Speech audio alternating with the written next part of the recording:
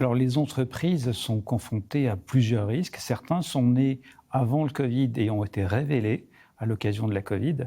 Je pense en particulier à deux d'entre eux, le risque commercial et le risque financier. Le risque financier est apparu évidemment pour tous lorsqu'il s'est agi de fermer toutes les entreprises administrativement pendant un temps indéterminé et qu'il a fallu malgré tout pendant cette période continuer à payer les factures et se faire payer par les clients.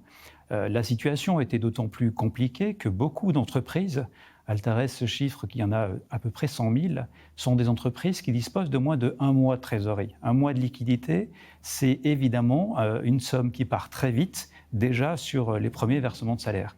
Ensuite, il y a un deuxième risque important, ça a été le risque commercial.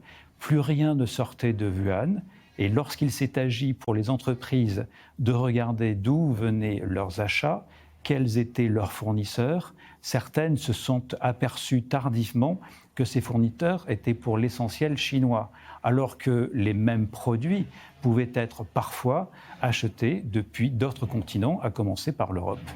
Les risques nouveaux sont des risques qui ne sont pas liés au Covid, mais qui sont apparus après ou pendant.